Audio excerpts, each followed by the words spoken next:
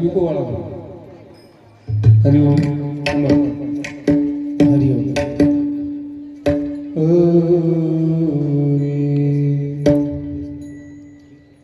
हरिओम हरिओम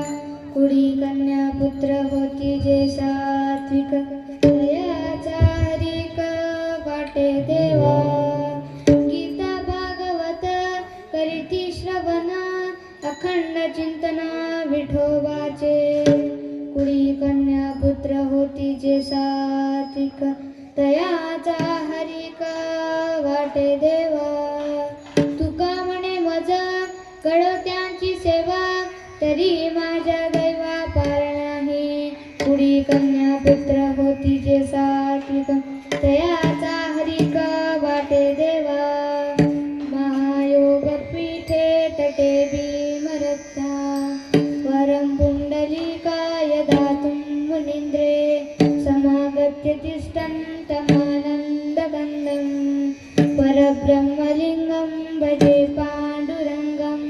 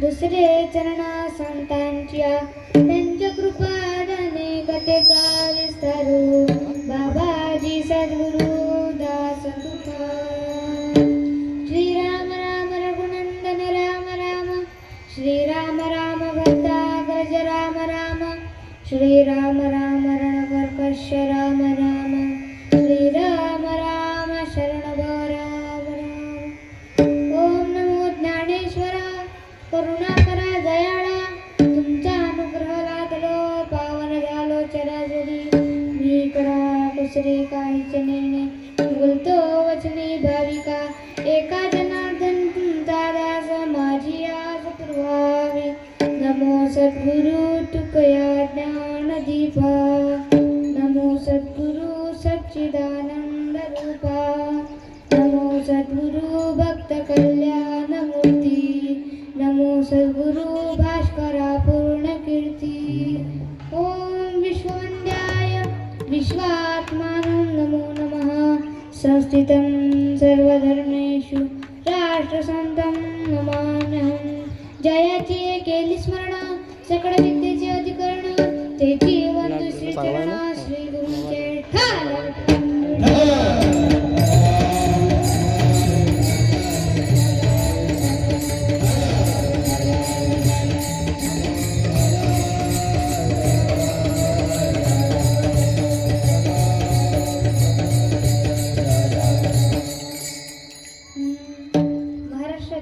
दैवत सगुण साक्षात ब्रह्म भगवान पांडुरंग अवघाचे संसार सुखाचा कर्ण आनंद भरून चिंतलोकी या वचनाप्रमाणे संपूर्ण महाराष्ट्रात भक्तीचं नाव चैतन्य निर्माण करणारे आद्य गुरु विश्वकर्मी योग्यांची माऊली श्री संत ज्ञानेश्वर महाराज रात्री माझी शिवी दिवसा माझी शिवी कृत्य सदाशिवी मग्न आहे ग्रामसेवेसाठी रात्रंदिवस शिवणकाम करणारे आपल्या हिंदी मराठी भजन कीर्तनाच्या माध्यमातून महाराष्ट्रातच नव्हे तर पंजाबमध्ये भक्तीचा पूर्व विराले प्रचारक संत शिरोमणी नामदेव महाराज आपले वारकरी भाविक त्याची वार करती पायिक परमने दृष्टांसी लाविला दाका शिवाजीचा जन्म सर्वही अशा निर्भीड वृत्तीने समाजातील अनिष्ट रूढांबरोबर अन्याय अत्याचाराचा खडसून विरोध करणारे सुंदर संत जगद्गुरु तुकोबर आहेत. वेळ लागले जगाला आणि देव म्हणती डोंड्याला.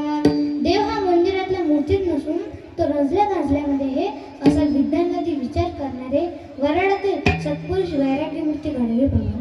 विश्वस्नेह का ध्यान धरे सबका हार सब मान करे असा विश्व शांतीचा दिव्य संदेश देणारे मानवतेचे महान पुजारी वंदनीय राष्ट्रसंत श्री तुकडोजी महाराज प्रस्तुत प्राप्त प्रसंगी आज कीर्तनरूपी सेवेकरता निवडलेला अभंग साहित्य सोनियाच्या खाणीतून शब्दरचनांची निर्मिती करणारे महाराष्ट्र सारस्वताच्या मंडलावर आपल्या तत्वज्ञानाचा कळस ज्या महापुरुषांनी चढविला वेद उपनिषद गीता भागवत यांचं मंथन करून पंचमय गाथेची ज्या महाकवींनी निर्मिती केली भंडारा भामचंद्र गोराडा या डोंगरांवर साध्य करणारे देहासकट वैकुंठ गमन करून विश्वातला एक अलौकिक चमत्कार इतिहासाच्या पानावर त्यांनी स्वर्ण अक्षरात लिहिला इंद्रायणीच्या काठी देहू नावाच्या सुप्रसिद्ध गावामध्ये वल्लोबा कणकाईच्या वंशामध्ये ज्ञानरत्न जन्माला आणि सर्वसामान्य माणसांना मोक्षाचा देवयान पंथ ज्यांच्यामुळे खुला झाला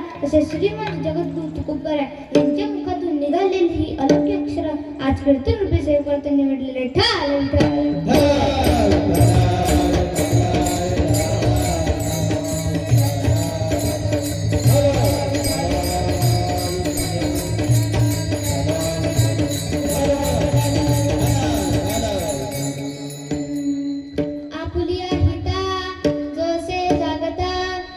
माता पिता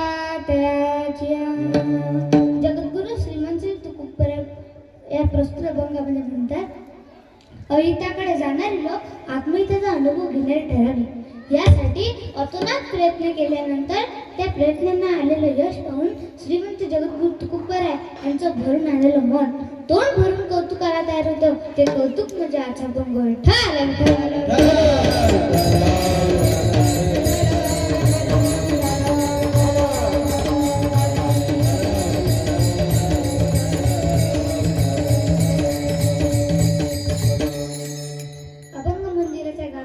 प्रवेश करण्या अगोदर परिहाराच्या पायरीला स्पर्श करणे महत्त्वाचं असतं आज श्री क्षेत्र खामगाव येथे महाशिवरात्रीच्या निमित्ताने ही कीर्तन सेवा आयोजित केलेली आहे आणि ही कीर्तन सेवा माझ्या वाटेला लागली हे माझं परम भाग्य आहे आणि आज उपस्थित सर्व भाविक भक्त श्रद्धास्वरूपिणी माता भगिनी माझे बाळ गोपाल आणि मला सत्संगत करणारा माझा गुरुजन वर्ग आपणा सर्वांची चरणी नतमस्तक होऊन माझ्या कीर्तनाला आरंभ करते मस्तक हे पायावरी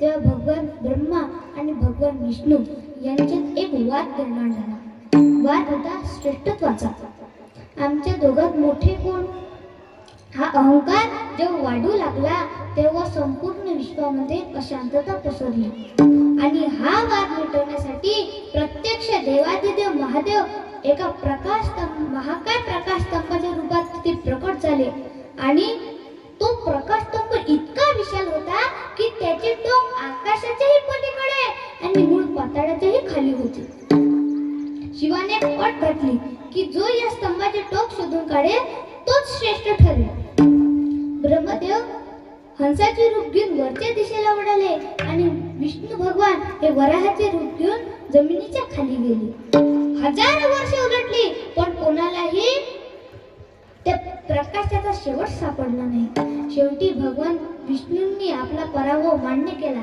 आणि ते परत आले पण ब्रह्मदेवांनी असत्य सांगितले की त्यांना टोक सापडले आहे आणि त्या क्षणी त्या प्रकाश स्तंभातून भगवान शिव प्रकट झाले आणि तो प्रकाशाचा स्तंभ म्हणजेच शिवलिंग होय आणि शिवलिंग उत्पन्न झाले तो दिवस म्हणजेच महाशिवरात्री पर्व आहे आणि तोच दिवस आपण अगदी आनंदाने संपूर्ण भारतवर्षामध्ये साजरा करत आहोत. महाशिवरात्री म्हणजे केवळ पर्व नव्हे तर शिव आणि शक्तीच्या मिलनाचा, अंधाराकडून प्रकाशाकडे जाण्याचा आणि आध्यात्मिक जागृतीचे हे महापर्व आहे. शिवरात्री साधीला पर्वकार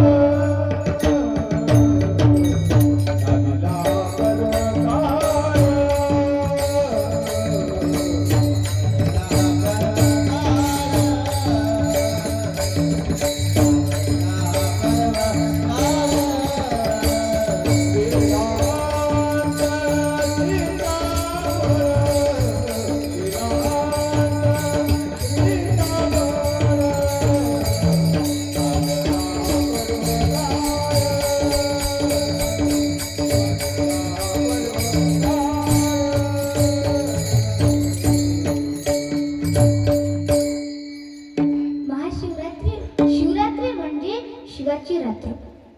रात्र हे अज्ञानाचं प्रतीक आहे आणि शिव हे ज्ञानाचं. आपल्या मनातील अज्ञान आणि विकार दूर करून ज्ञानाचा प्रकाश मिळवण्याची ही रात्र आहे. शिवतत्व हे विज्ञानाच्या पलीकडे आणि श्रद्धेच्या शिखरावर आहे. शिवलिंग म्हणजे शून्य आणि अनंत यांचा संगम आहे. चला मग आपण या तत्वाला नमन करूया. कैलासीचा देवा भोळा चक्रवर्ती,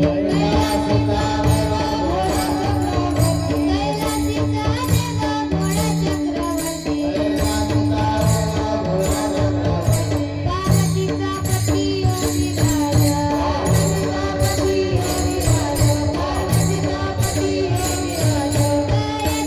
पायामध्ये दंडवत,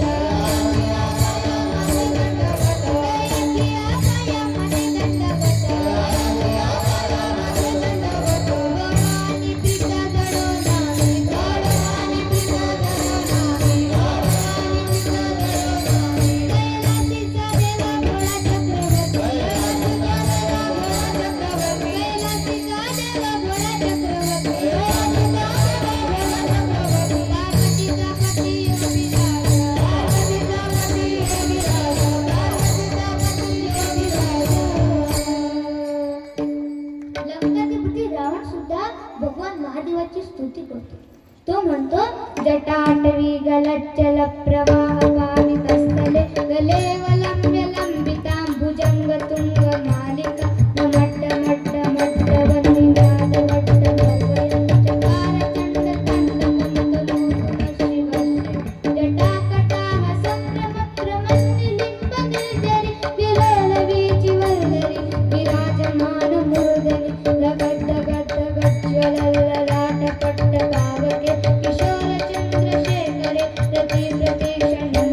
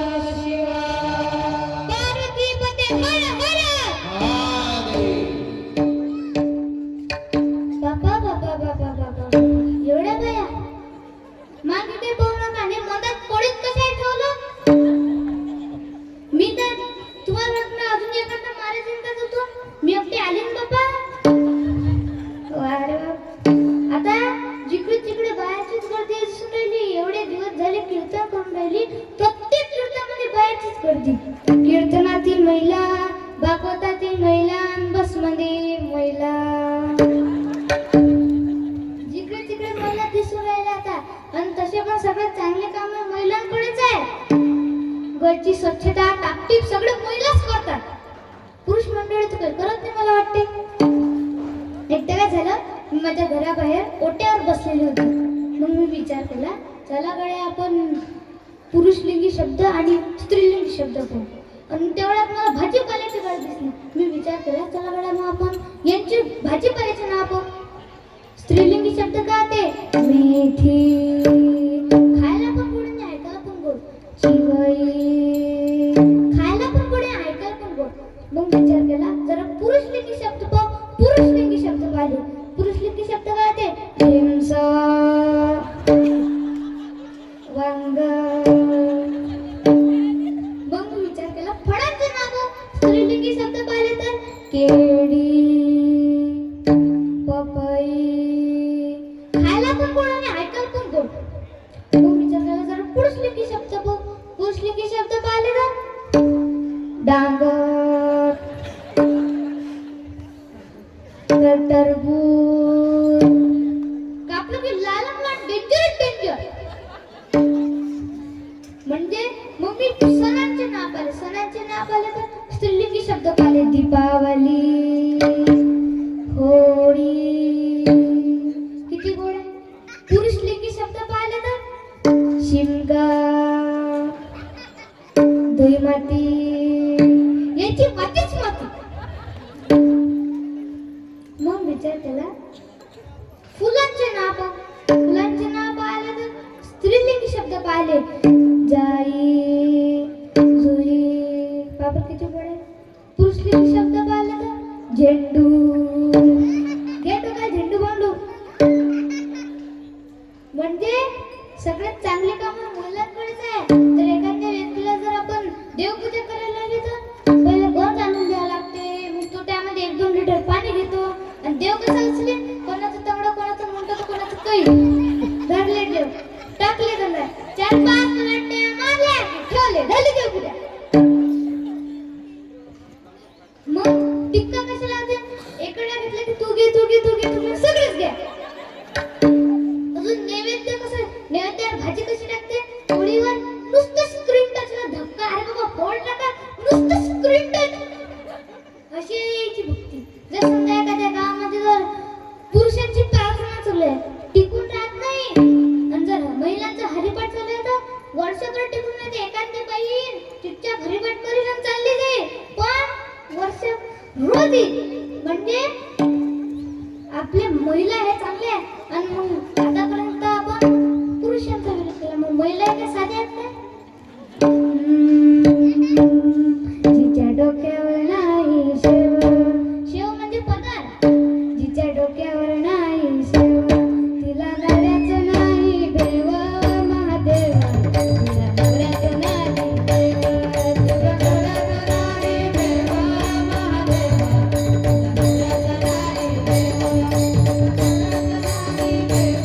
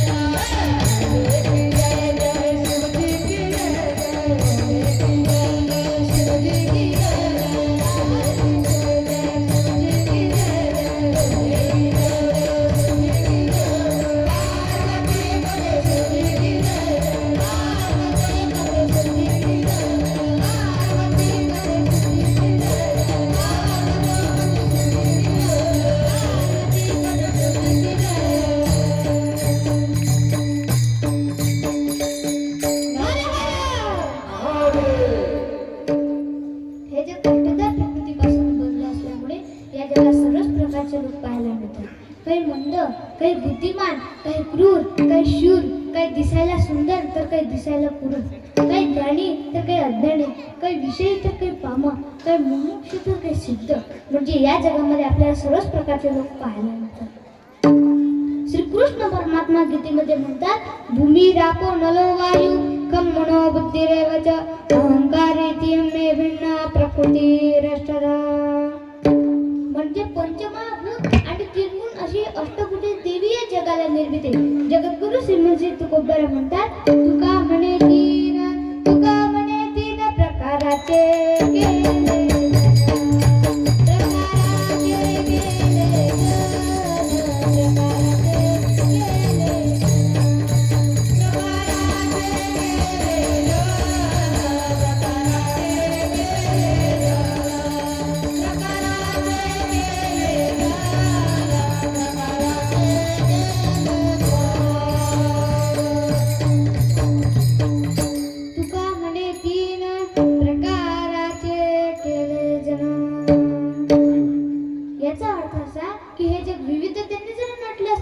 तरी श्रीमंत जगद्गुरु तुकोबरा हे विभक्ती 3 प्रकारात करतात. एक सात्विक लोक, दुसरे राजसी लोक, तिसरे तामसी लोक. ही भगवंताची त्रिगुणात्मक शक्ती आहे. हे जग सर्वत्र भिन्न आहे, कोणाशीच कोणाचं साम्य दिसत नाही. हेच परमेश्वराची अलौकिक कारागिरी आहे. आणि आपल्या अंगठ्यावरच्या रेषा पण वेगवेगळ्या आहेत. जर देवांसारखे केले असते तर कोणी कोणाच्या बँक मधले पैसे नेले असते. म्हणजे भगवंताची किती मोठी कारागिरी आहे. आणि जर चेहरे सारखे केले असते तर कुणी कोणाच्या पोराला घेऊन गेलं असतं.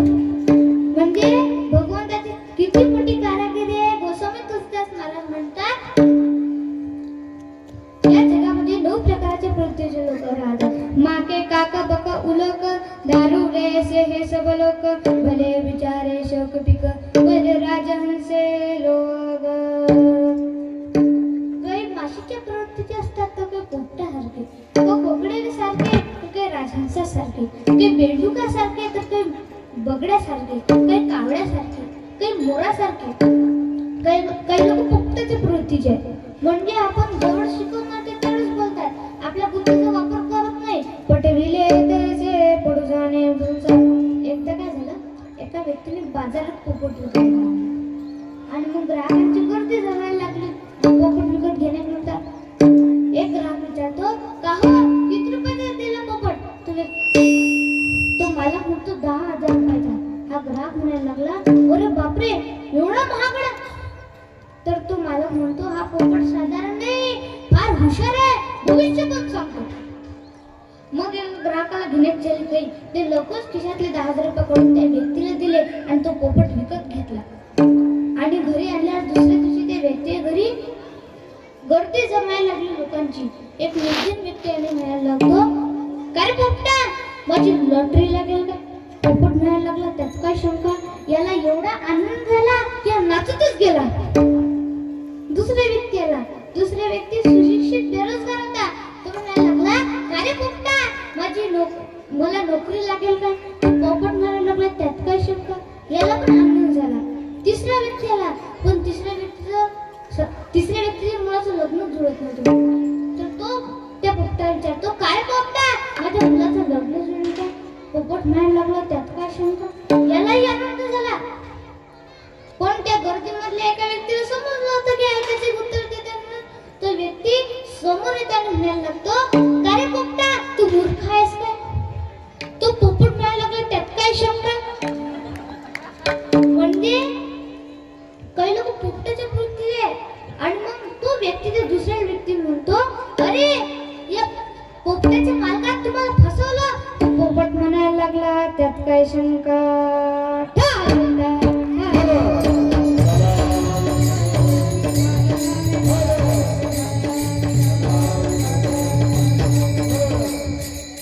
काही लोक कोकिळीची प्रवृत्तीचे असतात. म्हणजे गोड बोलून समाज आपलासा करून घेणारी ही कोकिळीची जात. संत कबीर म्हणतात, कौवा किसका धन हरे कोयल किसको दे मीठी बाणी बोल कर जगहना करले. म्हणजे कावळा कोणाचं काही नेत नाही, कोकिळा कोणाला काही देत नाही, तरी पण आपल्या कोकिळा का प्रिय? कारण की ते गोड आवाजाने सर्वांना प्रिय वाटते.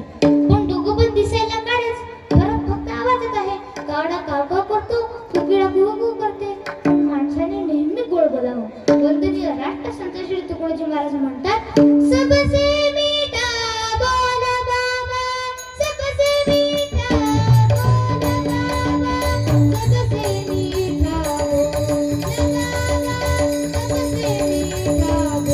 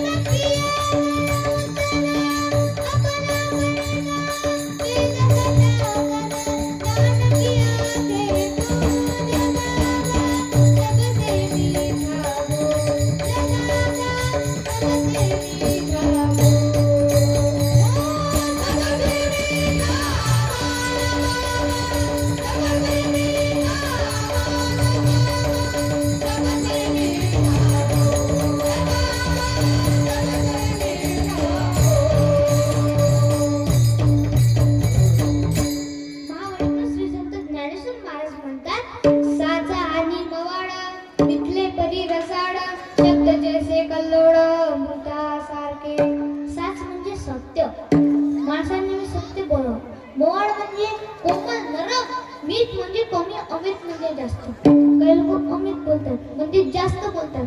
नाव शांताबाई, तोंड घडीभर मुक बसत नाही.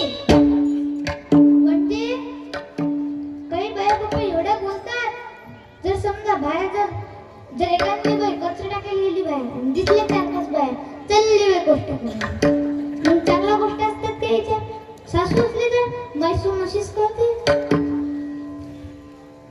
मानवर असंच करते, है की नाही. सून असली तर माया सासू अशीच करते, माया सासरा असाच करते. मग त्या पोराची आई काय म्हणते, अरे या सुनीने तर पप्पा मला वाटलं की भल्ली चांगली सून आहे, हिने तर मा पोराला बैलच बनवून टाकलं. म्हणजे एवढ्या गोष्टी असतात याच्या, चांगल्या करतात त्या देवाच्या काही काय नाही महिन्यात संसाराच्याच गोष्टी. पण माणसाने नेहमी बोलावं मिथले करी रसाळ. रसाळ म्हणजे गोड शब्द, कसे कल्लोळ अमृतासारखे. शांतीप्रम एकनाथ महाराज म्हणतात की माणसाने असं बोलावं की आपल्या बोलण्याने देव सुद्धा डुलावा, प्रसन्न व्हावा.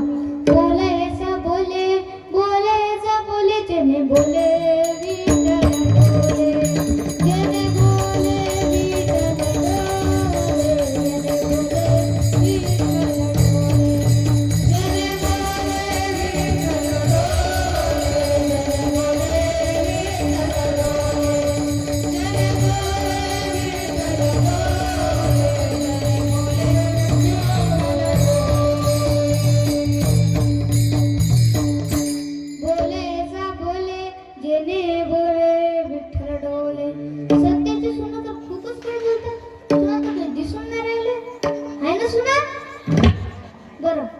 जुन्या काळात सासूला आत्या म्हणायचे, आता काय म्हणतात, गोड शब्द आहे. काय म्हणतात, काय म्हणतात, मुख्यात वाटते आपल्या गावाची, आहे की काय म्हणतात, आई. जुन्या काळात सासऱ्याला मामाजी म्हणायचे, आता काय म्हणतात, गोड शब्द आहे. बाबा पण हा सारा डुप्लिकेट पण आहे, हे प्रेम किंवा गोड बोलले नाही. फक्त म्हणायचं आई आई, म्हणत चेहरा घ्यायची घाई. फक्त म्हणायचं बाबा बाबा, तुमच्या घरावर करायचं आहे ताबा. म्हणजे काही लोक नुसतं तोंडाने गोड बोलतात, पण मनात गडावा नसतो. शास्त्र म्हणते, दुर्जनम प्रियवादीच नैतद विश्वास कारणम, मधुतिष्ठति जीवाग्रे हृदय हलाहलम विषम. काही लोक दुर्जन असतात, आपण त्यांच्यावर विश्वास ठेवू नये. ते कसे असतात, मात्र तोंडाने गोड बोलतात, पण मनात हलाहल नावाचा विश्वास असते.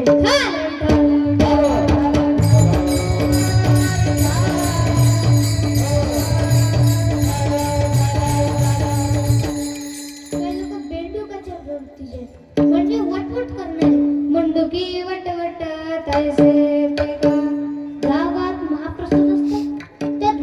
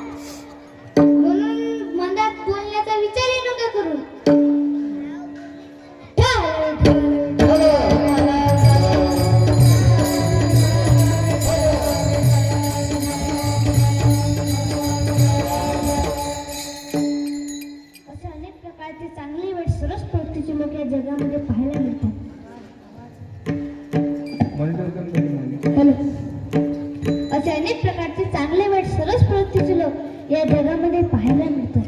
काही लोक आपापल्या क्षेत्रामध्ये खूप उच्च गाठतात. कोणी ज्ञानी होतो, कोणी कला संपादन करतो, कोणी खूप नावाला प्राप्त होतो. पण यापैकी कोणत्याच व्यक्तीच्या मायबापाला श्रीमंत जगदीश तुकोबारा धन्य म्हणत नाही. फक्त जे आपल्या आत्महत्येच्या ठिकाणी जागे आहे त्यांना श्रीमंत जगदीश तुकोबारा धन्य म्हणतात. अभंगाचा प्रकल्प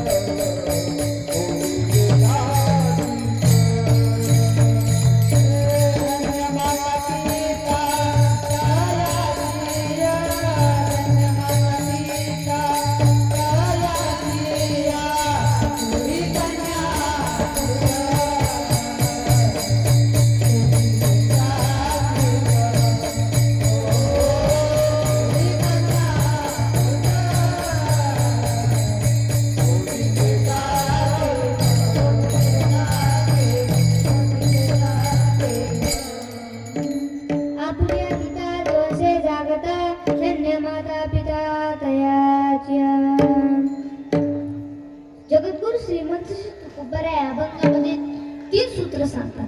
पहिलं आहे धन्य माता पिता तयाची म्हणजे कोणाच्या? जो आपल्या आत्महत्येच्या ठिकाणी जागा आहे, जो कुळामध्ये सात्विक पुत्र आहे, जो गीता भागवत श्रवण करतो, जो विठोबाचे अखंड चिंतन करतो. धन्य माता पिता तयाची. दुसरं सूत्र असं आहे तयाचा हरिक वाटते देवा. कोणाचा हरिक वाटते देवाला? जो आपल्या आत्महत्येच्या ठिकाणी जागा आहे, जो कुळामध्ये सात्विक पुत्र आहे, जो गीता भागवत श्रवण करतो, जो विठोबाचे अखंड चिंतन करतो. तयाचा हरिक वाटे देवा. तिसरं सूत्र असं आहे तुका म्हणे मज गुळतेची सेवा. कोणाची सेवा करावी? जो आपल्या आत्महत्येच्या ठिकाणी जागा आहे, जो कुळामध्ये सात्विक पुत्र आहे, जो गीता भागवत श्रवण करतो, जो विठोबाचे अखंड चिंतन करतो. तुका म्हणे मज गुळतेची सेवा. तसा हा अभंग 3 सूत्राच्या भोवती फिरतो व मी पण कोणत्या अंगाला फिरत सांगता येत नाही, कारण मी लहान आहे.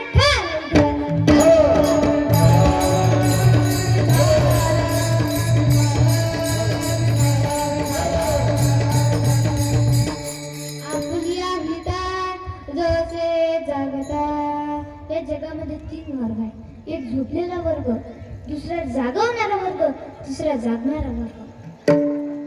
पहिला झोपलेला वर्ग म्हणजे या जगामध्ये काही लोक खूप गाढ झोपलेले आहे. झोप नावाचा प्रकार असा आहे की सगळं विसरल्याशिवाय झोपच येत नाही. मानसशास्त्र म्हणते सगळं विसरा आणि फक्त सुतळीचा तुकडा लक्षात ठेवा बरं. उद्या सगळे पोत्या बनणे सुतळी दिसूनच नाही राहिली. ठेवा बरं मनात विचार. झोप येत नाही. आणि तसे ग्रामीण भागात झोपेचे अनेक प्रकार आहेत. काही लोक झोपतात तर डोळे उघडच ठेवतात आणि तिकडे त्याला डोळे फळी झोप म्हणतात. म्हणजे माणूस रात्री झोपतो पण डोळे चालूच ठेवतो, म्हणजे फोकस चालूच. बिल किती फोकस चालूच. पण त्याचा एक फायदा आहे, चोर जर घरात आले ना तर पळून जाते. दुसरी झोप अशी आहे वघारी झोप. म्हणजे माणूस रात्री झोपतो पण इंजिन चालूच ठेवतो. पेट्रोल डिझेलचे किती भाव वाढो, इंजिन चालूच. जर आपल्या महिला म्हणत असतील आमच्या घरचे बी असेच घोरणारे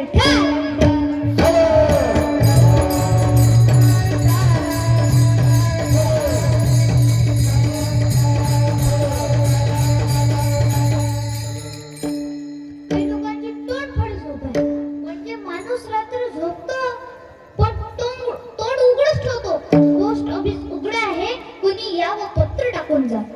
अरे बाबा त्यात माशा पडत जातील, ते बंद करत जा. मी तर एक नवीनच झोप आली, चक्री झोप. म्हणजे माणूस रात्र झोपतच नाही. जागेवर राहत नाही. आम्ही शिबिरामध्ये होतो तर हॉर्मोन सर म्हणून झोपले होते. त्यामधला एक मुलगा जागेवर राहायचंच नाही, दुसऱ्याच्याच गादीवर जायचा, रात्रभर गोल गोल फिरायचा. याला चक्री झोप म्हणतात. ठालो ठालो ठालो.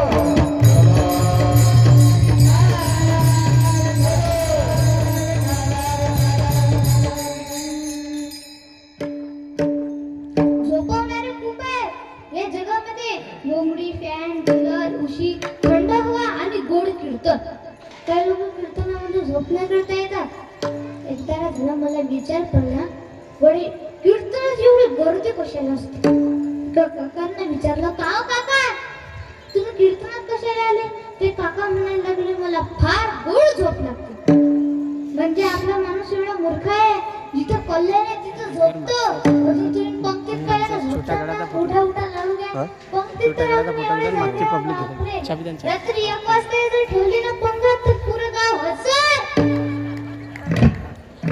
म्हणजे आपण जेवणाच्या ठिकाणी एवढ्या जागे. बापरे, एकदा काय झालं, एका पाटलाच्या घरी वास्तुशांतीच्या निमित्ताने भोजनाचा कार्यक्रम होता. पहिल्या पंक्तीत एक व्यक्ती बसला. पहिली पंगत संगीत त्या व्यक्ती जेवण चालू, दुसरी पंगत संगीत त्या व्यक्ती जेवण चालू. शेवटी तो वाढणारा म्हणायला लागले, थोडं वयस्कर आहे, थोडा वेळ लागेल. तिसरी पंगत संगीत त्या व्यक्ती जेवण चालूच. त्या पंक्तीमध्ये लाडू, बुंदी अशा अनेक प्रकारची मिष्टान्न होती. तो तेच मागायचा. चौथी पंगत संगीत त्या व्यक्ती जेवण चालूच. शेवटी तो पाटलाचा मुलगा त्या व्यक्तीकडे म्हणायला लागतो, काका किती वेळ जेवणार, मागच्यांना काही ठेवणार की नाही. जेवणार खूप मजबूत होता. तो म्हणायला लागला, बाबू शांतपणा करू नको.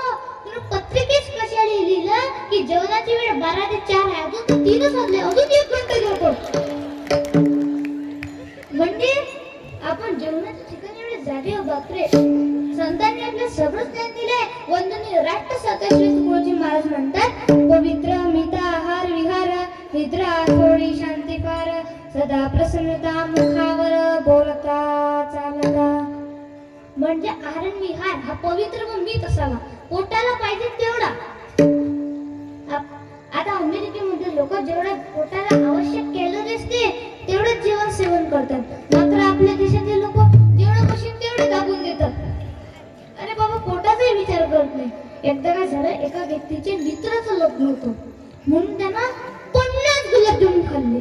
50 खाल्ले म्हणतात. मग काय पोट दुखायला लागलं, ताबडतोब डॉक्टरांनी नेलं. डॉक्टर विचारताय काय झालं. तो व्यक्ती म्हणतो, घशापासून तर बेंबीपर्यंत दुखत आहे. डॉक्टरांनी एक्सरे काढलाय. एक्सरे मध्ये काय निघाले, एका एक गुलाबजामुनच निघाले. म्हणजे 50 गुलाबजामुन खाल्ले तर बघा त्या माणसानं. अरे बाबा, पोटाचाही विचार करत नाही. जास्त एवढं काय झालं बाबा हसेले. बरं, उशिरा लाईट लागला वाटतं. जास्त जेवणाऱ्यालाही सुख प्राप्त होत नाही आणि जो जेवतच नाही त्याला पण सुख प्राप्त होत नाही. जास्त झोपणाऱ्यालाही सुख प्राप्त होत नाही आणि जो झोपतच नाही त्याला पण सुख प्राप्त होत नाही. श्रीकृष्ण परमात्मा गीतेमध्ये म्हणतात, युक्त आहार विहारस्य युक्त चेष्टस्य कर्मसु युक्त स्वप्नाव